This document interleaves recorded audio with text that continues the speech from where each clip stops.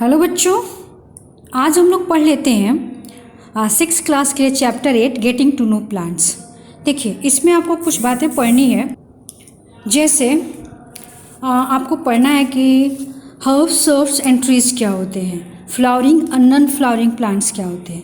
देखिए बच्चे, ऐसे प्लांट्स जिसमें फ्लावर मतलब सिर्फ फ्लावर ही आते हैं, उसमें फ्रूट बियरिंग नहीं होता है ना। उसमें फ्रूट का, जैसे मैंगो ट्री, तो मैंगो ट्री में तो मैंगो फल आता है। जैसे हिबिस्कस प्लांट, तो उसमें तो सिर्फ फ्लावर आता है। तो वैसे प्लांट जिसमें सिर्फ फ्लावर बियर करते हैं उसको फ्लावरिंग प्लांट कहते हैं, और जिसमें फ्रूट बियर करते हैं मतलब जिस प्लांट में फ्रूट भी आता हो उसको नॉन फ्लावरिंग प्लांट भी कहा जा सकता है। ठीक है, इसके बाद से दिया हुआ हर्ब्स, सर्ब्स एंड ट्रीज। तो herb and shrubs and trees में आपको मैं बताऊं कि मतलब ये टाइप ऑफ द प्लांट्स हैं, और इसके बारे में जानने के लिए आपको समझना पड़ेगा कि किस तरह के प्लांट्स को हर्ब्स, सर्ब्स एंड ट्रीज कहते हैं। तो हर्ब्स वैसे प्लांट्स को कहते हैं जो मतलब स्मॉल साइज में स्मॉल हो, मतलब उनकी लंबाई बहुत लंबी ना हो, बहुत ज़्यादा हाइट की पौधे ना हो, उसको हर्ब्स कहते हैं। उस प्लांट्स में मतलब वुड, जैसे उसका स्टेम्स होता है, जैसे रूट होता है, तो उसमें वुड ना हो, मतलब वुड मतलब इसके ब्रांचेज, इसका रूट सॉफ्ट होता है, वुडी नहीं होता है। तो वैसे प्लांट्स को कहते हैं हर्ब्स। सर्ब्स की बात करें तो वैसे प्लांट्स जिसमें वुड मतलब जिसके स्टेम्स हो, जिसके ब्रांचेज, जिसके रूट में थोड़ा मोड़ा स्टेम हो, मतलब जो उसका स्टेम है उसमें वुडी स्टेम हो, स्टेम नहीं वुडी स्टेम हो, मतलब बहुत सॉफ्ट नहीं हो, तो वैसे प्लांट को सर्ब्स कहते हैं। और ट्रीज जो बहुत लंबे लंबे हो, वुडी तो होगा ही होगा, उसका स्टेम, उसका रूट, उसके ब्रांचेस तो वुडी होंगे, लेकिन और मतलब लेंथ में, लंबाई में बहुत बड़े बड़े ऊंचे लंबे होंगे, तो वैसे प्लांट्स को कहते हैं ट्रीज। ठीक है बच्चों, जैसे ट्रीज का एग्जाम्पल देख लीजिए तो आपको नीम, शीशम, मैंगो एक्सेट्रा। सर्ब्स की एग्जाम्पल आपको मैं याद दिलाऊं तो आप याद कीजिए तुलसी, आपको लेमन का प्लांट है ना, एक्सेट्रा। और हर्ब्स मतलब वैसे प्लांट्स जैसे मतलब जिसमें स्टेम्स नहीं आते हो, वैसे प्लांट्स को कहेंगे हर्ब्स। अब देखिए कि यहाँ पे दिया हुआ है ना क्रीपर्स एंड क्लाइंबर्स, तो इसका भी जो रूट और स्टेम होता है ना बहुत सॉफ्ट होता है। तो जो क्रीपर्स होते हैं वो क्या होते हैं ना, कि जैसे इसका एग्जांपल दिया हुआ है यहाँ पे, देखिए यहाँ पे कि एग्जांपल स्ट्रॉबेरी है ना, and are called creepers. Other climb up with help of support, for example grape vine, मतलब ग्रेप वाइन जो प्लांट होता है किसी न किसी सपोर्ट से ऊपर चढ़ता है, मतलब ऊपर की तरफ जाता है। तो दैट मीन्स इसके जो ब्रांचेज होते हैं वो सॉफ्ट होते हैं, दोनों के ही ब्रांचेज सॉफ्ट होते हैं। और एग्जाम्पल होता है क्या, मतलब ब्रांचेज, इसके leaves, that means woody plants ये नहीं है। और क्लाइंबर्स मतलब चढ़ के जो अपने आप को मतलब अपना स्ट्रेंथ जो होता है, जैसे लंबाई चौड़ाई बढ़ाना, अपने आप को स्ट्रेंथेबल करते हैं मतलब क्लाइंब करने के बाद। और क्रीपर्स मतलब जो रेंगने वाले प्लांट हो, जो मतलब ऊपर नहीं चढ़ते हैं, जो रेंग के मतलब अपने आप का अपना बॉडी जो है वो ग्राउंड पे ही उनका बॉडी जो है स्प्रेड होता है ना। तो वैसे प्लांट्स को कहते हैं क्रीपर, जैसे स्ट्रॉबेरी। ठीक है, अब आपको प्लांट में देखना है कि 2 सिस्टम होता है, root system and shoot system. चलिए मैं इस फिगर में दिखाती हूँ। देखिए, जहाँ से नॉन ग्रीन प्लांट है, ये जो प्लांट का नॉन ग्रीन पार्ट है और उसमें से बहुत सारे रूट्स निकले हुए हैं, तो मतलब यहाँ से लेके और इस पूरे एरिया का जो पार्ट है, प्लांट्स का जो पार्ट है, इसको रूट सिस्टम कहते हैं। और जहाँ से ग्रीन पार्ट है प्लांट का, वहाँ से लेके और टॉप तक के पार्ट को शूट सिस्टम कहते हैं। तो शूट सिस्टम में आपसे पूछा जाए कि क्या क्या आता है, आप बोलेंगे लीव्स, है ना, बर्ड्स, आपको यहाँ पे फ्लावर एक्सेट्रा, ये सब किसके पार्ट हैं, शूट सिस्टम के। और रूट सिस्टम में क्या है, तो रूट आपको है, इसमें जितने भी टैप रूट हो या इसके ब्रांचेस निकले हों, है ना, तो ये सब मेन रूट और इसका जो साइड रूट होते हैं सब ये आते हैं रूट सिस्टम में। ठीक है। अब टाइप ऑफ रूट की बात की जाती है तो यहाँ पे देखिए, इस फिगर में देखिए, यहाँ पे रूट जो होता है ना, टैप रूट दो प्रकार का आपके बुक में दिया हुआ है, tap root and fibrous root.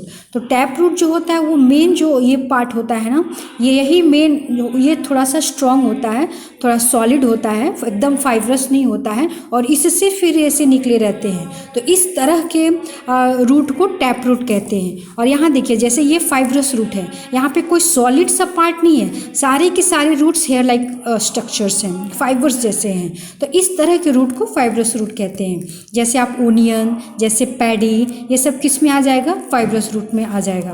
Tap root में आपको एग्जाम्पल में बताऊं, जैसे तुलसी, यहाँ पे बुक में दिया हुआ है तुलसी, टर्निप, कैरोट, रेडिश, ये सब किसका है, ये सब किसका एग्जाम्पल है बच्चों, देखिए आपके बुक में दिया हुआ है टैप रूट, ठीक है ना, दिख रहा है आपको। ये सब टैप रूट है। फाइब्रस रूट के बारे में आप समझ गए। फंक्शन ऑफ द रूट, तो रूट का काम ही होता है मिट्टी से वाटर और मिनरल्स एब्जॉर्ब करना और प्लांट्स के डिफरेंट बॉडी में सेंड करना। तो रूट का यही काम होता है। देखिए यहाँ पे दिया हुआ है ना। और ये क्या करता है कि रूट के कारण ही मतलब यदि प्लांट को पानी नहीं मिले, वाटर ही नहीं अवेलेबल हो पाएगा, तो क्या प्लांट लिविंग है तो क्या पानी के बिना जी पाएगा? नहीं, उसमें फोटोसिंथेसिस भी नहीं होगा। फोटोसिंथेसिस क्या होता है मैं अभी आपको बताती हूँ, पहले आप फंक्शन ऑफ द रूट समझें। तो फंक्शन ऑफ द रूट का आप बेसिकली ये कहिएगा कि इसका काम होता है मतलब वाटर का सप्लाई करना, मतलब मिट्टी में जो वाटर और मिनरल्स रहता है उसको एब्जॉर्ब करता है और एब्जॉर्ब करके प्लांट के डिफरेंट पार्ट्स में भेजता है। ठीक है बच्चों। और देख लीजिए, दूसरा काम आपसे पूछे कि रूट का दूसरा काम क्या है, तो आप बोलेंगे रूट क्या करता है ना, bind the soil particles together, thus prevent soil erosion. Soil erosion का मतलब होता है मिट्टी का बह जाना। अब मिट्टी का बह जाना बहुत तरीके से हो सकता है बहुत मूसलाधार बारिश आ रहा है ना, तो उस पानी के फोर्स से, उस पानी के फ्लो से हो सकता है मिट्टी कट के बहता चला जाए। आंधी बहुत तेज चल रहा हो तो उससे भी ऊपर के जो मिट्टी के जो पार्टिकल्स होते हैं, सॉइल पार्टिकल्स, वो भी हवा के साथ उड़ सकता है, एक्सेट्रा एक्सेट्रा। तो यदि प्लांट लगे रहेंगे तो उसके रूट क्या करेगा, पूरे जो रूट हैं ये क्या करेगा, सॉइल पार्टिकल्स को आपस में बाइंड करके रखेगा, और इस तरह से बारिश, हवा, पानी कुछ भी हो तो उस स्थिति में सॉइल को, मतलब सॉइल इरोशन से बचाया जा सकता है, मतलब मिट्टी को बहने से, दहने से बचाया जा सकता है। तो रूट का ये दूसरा काम है। अब देख लीजिए, दिया हुआ है मॉडिफिकेशन ऑफ रूट।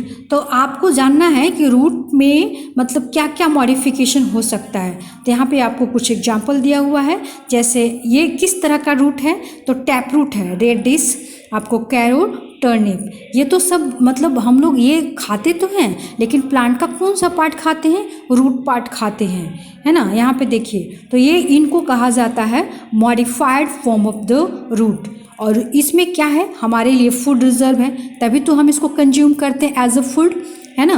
तो आप इसको बोल सकते हैं कि हम टर्निप जो है प्लांट का रूट पार्ट है और इसमें फूड रिजर्व रहता है, और हम टर्निप का रूट पार्ट कंज्यूम करते हैं, है ना, ना कि स्टेम, ना कि लीफ। ओके बच्चों। नेक्स्ट देख लीजिए कि कुछ और मॉडिफाइड यहाँ पे है, रूट का एग्जाम्पल दिया हुआ है जिसको प्रॉप रूट्स कहते हैं। यहाँ देखिए, यहाँ पे प्रॉप रूट्स, जैसे ये क्या है, बनियान ट्री है, और इसके ऊपर से, अभी तक आप समझे थे कि स्टेम के नीचे वाला पार्ट से रूट निकलता है, लेकिन यहाँ ऊपर से देखिए, यहाँ पे हेयर लाइक मतलब प्रोजेक्शन आया है, थोड़ा सा strong hair like fibrous structure है ना। तो इस तरह के जो ब्रांचेस से निकले हुए रूट रहते हैं ना, उसको प्रॉप रूट कहते हैं, है ना। ये बनियान ट्री में पाया जाता है, और ये भी क्या करता है ना, ये तो चूंकि बहुत बड़ा प्लांट है तो ये भी प्लांट को होल्ड करने में, है ना, हेल्प करता है। आप समझो जैसे घर में हम लोग पिलर लगाते हैं ना, और छत को होल्ड करने के लिए और अपना घर मजबूत बनाने के लिए, ठीक उसी तरह यहाँ भी प्रॉप रूट्स का काम ऐसा ही होता है। यहाँ पे देखिए लिखा हुआ है, they support the tree just as a pillar support of building, है ना। मतलब ये प्लांट को होल्ड करने में, प्लांट को, ब्रांचेज को इसके होल्ड करने में इसका हेल्प करते हैं। प्लांट को मतलब बड़े बड़े प्लांट्स में ही ये पाया जाता है प्रॉप रूट्स, और उसको हेल्प करता है। ठीक है बच्चों। अब देखिए नेक्स्ट है आपके पास यहाँ पे द स्टेम।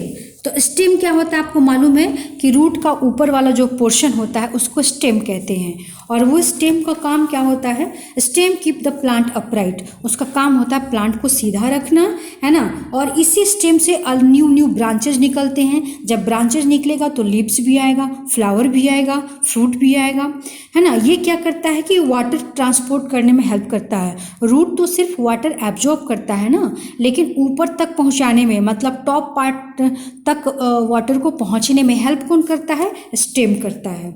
ठीक है बच्चों, अब देख लीजिए यहाँ पे मॉडिफिकेशन ऑफ द स्टेम।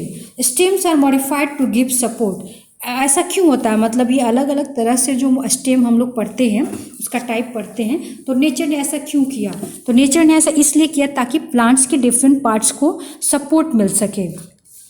जैसे यहाँ पे देखिए ये करली, जैसे स्टेम टेंड्रिल इसको कहते हैं, ये वाला पार्ट जो होता है ना ये करली करली, इसको कहते हैं स्टेम टेंड्रिल।